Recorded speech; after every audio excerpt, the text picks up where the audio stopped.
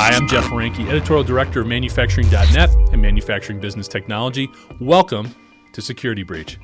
Typically, I begin each episode by touching on key topics or recent cybersecurity news and setting up our guest.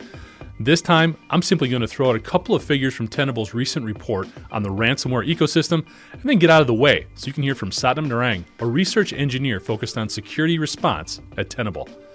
The FBI estimates that between 2013 and 2019, ransomware groups collectively earned over $144 million. Not too bad. But that number skyrocketed in 2020, with these groups reportedly raking in $692 million collectively in that single year. And according to U.S. government data, the first half of last year saw ransomware payments reach just under $600 million in the first 6 months, which included a record amount of $40 million paid out by an insurance company. And you can probably guess that these reported amounts are a fraction of the true total being paid to ransomware attackers and groups. I can't encourage you enough to download this white paper, and I'd like to thank Satnam Narang for joining us today. Satnam, thanks again for joining us today. A ton of great information in the Ransomware Ecosystem white paper, and we're definitely going to include a link to that in the episode description. One of the places I thought we could start is, well, I think we know why people choose the ransomware route to go. Why is this tactic growing so fast and with such great strides, maybe compared to some other tactics out there? I think it's pretty easy to get involved in the ransomware ecosystem. If you're a cyber criminal and you're looking to make the biggest bang for your buck, you're not going to go and try to just infect organizations with basic malware. You're going to partner with a ransomware group and potentially earn anywhere from 70 to 90% of the ransom demands that are earned from successful ransomware attacks. So it's a pretty easy way to get involved in the cyber criminal ecosystem. And like we say in the report, ransomware has become its own ecosystem all on its own. Yeah. I thought one of the things that was great with the white paper, too, is it talked about the structure of these organizations. I think there's still a bit of a misnomer in terms of really the scope and the complexity of them. Could you walk us through a little bit of how these ransomware organizations are comprised and made up, and maybe sort of how they got to be that way? Yeah, I mean, the interesting thing about ransomware groups themselves is that they operate just like traditional businesses. Like, one of the things that we learned after the Conti ransomware group had their playbook leaked, as well as, a disgruntled member of the Conti ransomware group published internal chat conversations, what we found was they have a number of individuals doing a bunch of different things. Like, you have some people who are responsible for developing the ransomware, quality assurance testing. You have people who are managing the infrastructure, like you would have someone in IT managing your infrastructure. You have people who are administrators. You have individuals that are also responsible for negotiating the ransomware payment with the victims. They also are responsible for distributing the ransom demand to the affiliates. You also have like human resources, as well as like a recruitment side of things too, because they want to bring people into the fray when it comes to their operations. And also, some ransomware groups go out into these dark web forums and they're promoting themselves just like businesses do, saying, our ransomware has the fastest encryption speeds, or we're going to offer you 90% of the affiliate payout, which is a staggering amount of money. So yeah, they're really like businesses. So that's kind of amazing to think there's a human resources position for a ransomware group. I mean, do you have any experience in how this comes together? How do they approach people to sort of become part of their organization? There's got to be, I understand there might be a thrill to it, but there's also got to be sort of a conflict there a little bit, wouldn't you think? Well, I mean, there's not something like a LinkedIn for ransomware or anything like that. But I mean, if you think about it, they often hang out in these cyber criminal forums. They're posting advertisements there because that's traditionally where cyber criminals get together. We see them primarily on forums.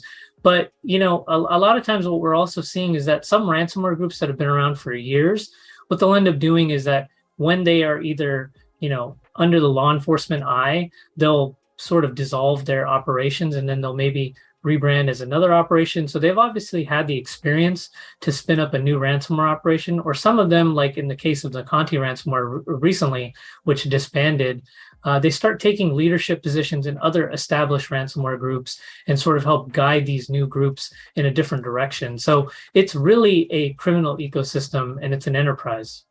Man, that's incredible. And you probably just gave somebody a really bad good idea in terms of a LinkedIn for cyber criminals. But another one of the tactics you discuss in the paper that kind of, to be honest, scared me a lot is this whole scheme of double extortion. Could you describe what that is a little bit and talk us through it? Yeah, so when we talk about double extortion, let's start by talking about one of the biggest parts of ransomware, which is the term ransomware comes from encrypting files on a network and holding them for ransom. That's been around for quite some time. It's not a new technique. But what really sort of set ransomware apart was the development of this technique known as double extortion. And that's where a second part of the extortion tactic comes in. It was actually pioneered by a group called Maze in December of 2019. So the Maze ransomware group, what they did was, instead of just encrypting the files on a company's networks, they exfiltrated the data first and then encrypted the files. And after they've exfiltrated or taken the data off the network, they're able to kind of parse through it and see what kind of valuable information is there. And then they publish little teasers on what are known as leak websites. These are websites that are only accessible on the dark web using the Tor browser, for example. And the idea here is that the threat of publishing your sensitive information from your network about customers, about employees, this puts added pressure on an organization to pay the ransom demand. We've seen in the past, like last year, there were some big name ransomware attacks against Colonial Pipeline and JBS, for example. Even though those organizations were able to get their networks back online, the threat of those files getting leaked publicly still prompted them to actually pay the ransom demand. And I know in the case of Colonial, they were able to get some of the ransom demand back. But JBS, for example, paid an $11 million ransom primarily to keep that data off the dark web. Yeah, scary stuff. Speaking of other scary things that you mentioned in the paper, initial access brokers. These are another part of sort of this whole ransomware collective. What can you tell us about IABs like Exotic Lily and some of the others that are out there? Who are these guys and what role do they play? So initial access brokers do one thing and do one thing really well. As their name implies, they get initial access into organizations and they maintain that access. So even if they've compromised an organization weeks or months ago, they're still able to establish a foothold in those organizations, and those organizations have no idea that these individuals have gained access to their networks. And what they do is they basically hold on to that access and then they go and sell it to the highest bidder. Now, as part of the ransomware ecosystem, primarily you would see an affiliate going to an initial access broker and paying them a certain sum of money. And this is also dependent on the type of access as well as the industry in which they've gained access. So for example, a government might fetch more money than, say, a small business. And if the access is, say, control panel access to an organization versus, say, remote desktop protocol, the prices will differ quite significantly. And you mentioned Exotic Lily. That is an initial access broker group that partnered with the Conti ransomware group directly. Now, this is not common because initial access brokers operate independently. But in this case, for initial access broker like Exotic Lily, they're able to work directly with the ransomware group and earn that 70 to 90% ransom payout compared to, say, maybe anywhere from $300 to $10,000 for providing access to an affiliate. But that comes at a cost, Jeff, because if you think about it, an initial access broker working directly with a ransomware group means that they're going to face additional scrutiny from, say, law enforcement. So that's why we don't see initial access brokers often working with ransomware groups directly. So they're kind of in the shadows. They get the ball rolling, so to speak, and then hand it off to some of these bigger groups. Correct. Okay. You've mentioned affiliates a couple times. Just to kind of clarify a little bit, what is an affiliate and what role do they play?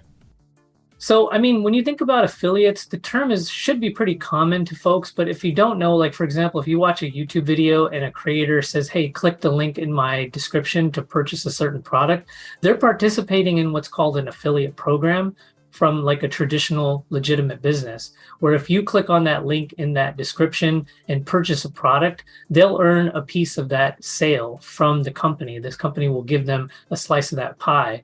In a similar way, ransomware groups have created these criminal affiliate programs where they work with affiliates who are basically responsible for doing the dirty work. They're the ones going in, getting access to organizations. And once they get access, they distribute the ransomware within the network, encrypting the network.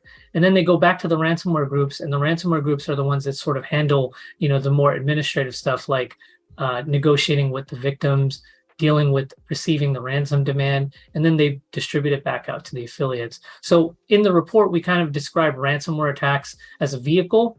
In this case, the affiliates are the ones driving that vehicle. Okay. So, Satnam, we've talked a lot about the bad guys here. Let's talk about one of the good guys. Let's talk a little bit about your company, Tenable. What are some of the things that you're doing to help support the industrial sector in dealing with cybersecurity? So I'm going to be quite honest with you. I work on the research side, so I'm not I don't have a big product hat that I can dive into. But what I will say is, we've definitely been involved in looking at, critical infrastructure, finding bugs in OT, IoT. We have a dedicated set of researchers on our zero-day research team who find bugs in products like Siemens and things like that and report them through coordinated disclosure. So we do that on the research side of things, but we also have products like our VM product as well as Tenable OT. Because if you think about it, a lot of ransomware attacks in the industrial sector, they don't necessarily go specifically after OT assets. They'll start by going after IT assets. So you want to have a multi-layered approach when it comes to protecting your industrial organization. So it's not just about the OT side, but it's also about the VM or the vulnerability management side as well. No, and I'm glad you bring that up. That's such a great point, because one of the things that we talk to our readers a lot about are these silos, these operational silos between the operations folks and the IT folks, and they do have to work together a little bit more. Cybersecurity is one of these things that's sort of bringing them together, and hopefully it'll continue to break down some of those silos a little bit. So, Satnam, when you look at some of these plans you had mentioned, is there some things that you typically see that are missing within industrial organizations that they need to have in place, they're just not doing a good enough job at right now? So I think there's a number of pieces of guidance we provide in the ransomware ecosystem report. There's 10 specific steps, and a lot of those steps are things that we know about. And I think one of the key takeaways from this report is that we know a lot of the playbooks for ransomware groups, affiliates, and initial access brokers. We know the ways that they try to target organizations, and they're pretty common. So it's really about doing the stuff that we know we need to do. And I think one of the key things that I've tried to convey as part of this report, and hopefully it gets through to folks, is that as we prepare for natural disasters, in a similar way, ransomware is its own type of disaster. So conducting tabletop exercises, basically operating as though you've been hit by a ransomware attack, simulating a ransomware attack in your environment, and figuring out where your pain points are and addressing those accordingly. So, we hear a lot about employee training too, simple things like double-factor authentication or just more complicated passwords, if you will. Is that stuff really that effective? I mean, it seems like such low-hanging fruit. Can that really have an impact? It definitely can, because I know that in some cases, like if you're targeting, remote desktop protocol, for instance, if the attackers are using brute force techniques, they're figuring out that individuals are using, basic passwords. So having really strong passwords in place is one layer, but that multi-factor authentication component is definitely helpful, especially if it's context aware, right? Like if you don't normally log in from, a foreign country and your network or, your IT administrators notice or observe someone's trying to access your systems from some foreign country, that should create some red flags. That should sort of lead to some sort of a block that comes up and says, hey, wait a minute, this doesn't look normal, right? This person's only coming from, California or New York, for instance. So having that multi-factor authentication definitely does provide a significant amount of value, as well as kind of auditing your permissions on a lot of accounts, because oftentimes when employees come and go, some accounts may still live on your networks. So making sure that those accounts get removed accordingly. No, it makes a ton of sense. So, Satnam, one of the questions that I always have to bring up when we talk about ransomware is, in your opinion, do you pay the ransom if you do get attacked? What's your take there?